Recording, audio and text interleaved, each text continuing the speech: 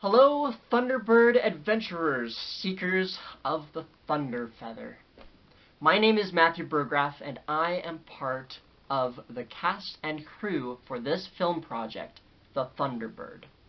I hope you are enjoying this treasure hunt kickoff today, and I am sorry that I cannot be there with you guys, but I am very grateful for this opportunity to participate by speaking to you about autism and my experience dealing with it throughout my life. All throughout my life, I grew up in school, placed in a program called IEP, also known as an Individualized Education Program. In this program, kids or students would be able to go in to learn how to read better, spell better, do other basic individualized things for the different subjects you learn in school. Also, for me, I was actually able to have extended time on tests in my other classes, or even extended time on a due date for homework assignments. But also, sometimes I wouldn't have to do some of the assigned homework for that class for that day. Now, until I was in high school, I always thought that this class was for everyone, like anybody could take it. But then I realized in my sophomore year that I was special in a negative way. Like, I saw that I was special in a negative way. I didn't understand things the same way that other students did. I couldn't even read as well as everybody said I should be able to. I've been diagnosed with high-functioning autism. High-functioning means basically that I can still function throughout my life with hardly any issues or problems. Like, I can basically do just about anything that anybody else could do. Like being able to take care of myself, and at this point in my life, I can live on my own with no problems. But the IEP program that I was on growing up always left me feeling very discouraged and unimportant. And sadly, it also made me feel much less of an individual. In my IEP program, I would have peer tutors, other students who would come and help me whenever I needed help, or like if I needed something to be re-explained to me, they were there, I could ask them for help, and they would re-explain maybe how to do an assignment or what something means, and they would explain it to me. But with this autism, I was always afraid to ask them for help.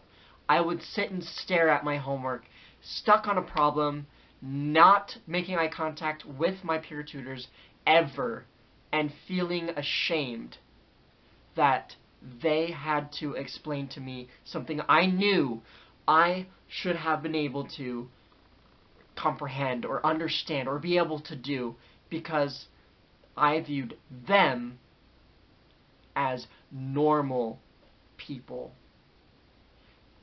I even would review in my mind all the time that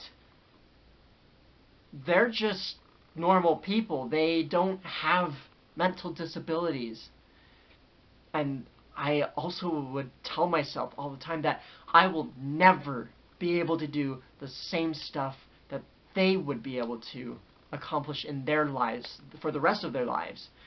And ultimately, I would never be able to accomplish any of my dreams that I had in my mind. Something really cool, though, is that I constantly have, to this day, I constantly have ideas running through my mind, through my brain, of really more just, like, fantasy stuff, like to create stuff.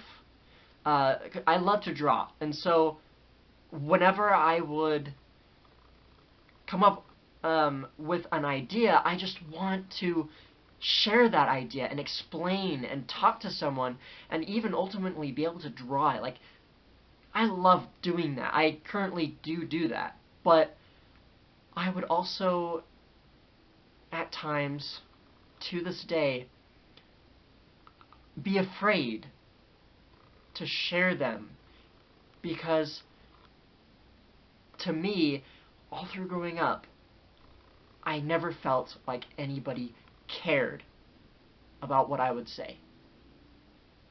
Oftentimes they would look at me and listen, but they never ever acknowledged anything that I said.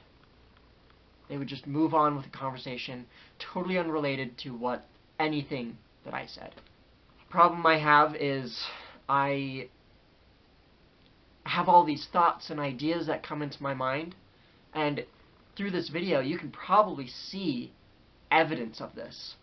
I am constantly seeing things through my head that sometimes I can't put into words, and I have a very hard time explaining what I see in my mind. And so I always hold on to those. I never share them because I'm afraid, often, I'm too afraid to waste other people's time as they try to listen to me trying to explain what I see, or put words to what I see in my head.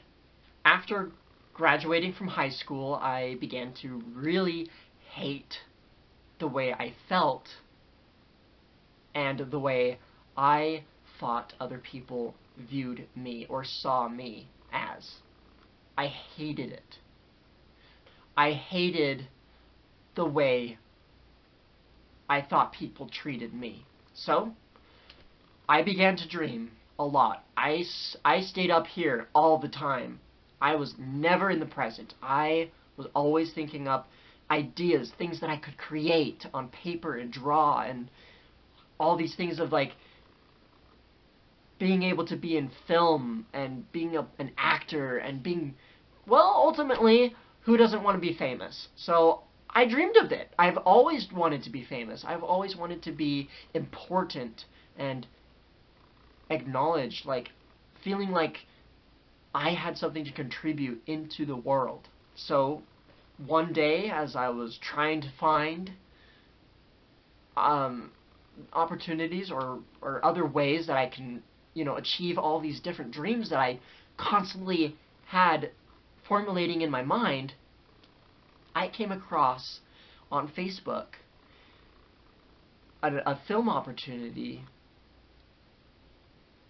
called the Thunderbird. So I jumped on it, I emailed them, I scheduled an audition appointment, and when I arrived, I was amazed at how warm and welcoming the directors were to receive me, to be able to take me and go, this is what we are, this is the project, do you have any questions? They asked me questions, and they had me review or conceptualize scenes that they already had predetermined for the film, basically to see how I see the scene myself, how I would make it happen. But they took everything that I said, everything that I did, and they worked with it. And that blew me away.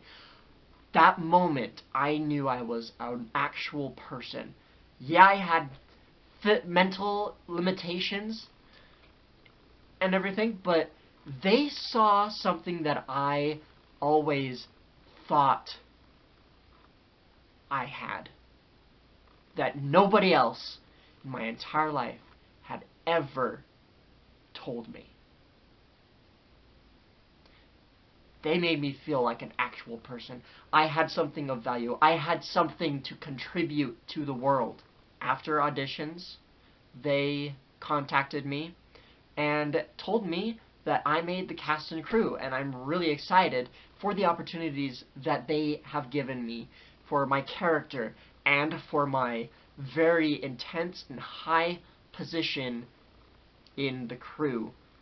And I'm looking forward to working with all of you guys, all of the rest of the cast and the rest of the crew, and feeling of your spirit that you have about you guys, the amazing imaginations that you guys have, that we all have, and I can't wait to be working with you guys on this film, working together to create such a magical story. It's going to be amazing. Now, if it isn't clear already, even with these mental limitations, I know I can accomplish anything that I have enthusiasm for and a drive to accomplish. If I have enough enthusiasm to accomplish my dreams, I know I can do it. And I don't let anybody tell me otherwise. I let them think what they want to think, but I do me. I accomplish anything that I want to. All of you have brilliant minds. You can accomplish anything that you set your mind to do. Thanks to Levi and Cole and the vision they have for you in this film, you can make a difference in the world. You can change lives. Don't let any other person tell you that your dreams can't be accomplished, no matter how great or small your mental limitations are. Whatever it may be, you can do it. Don't let anybody determine your future. This film will change lives. And it already has. It's changed the lives of those who are participating in the film. The cast, primarily composed of people with autism in any level.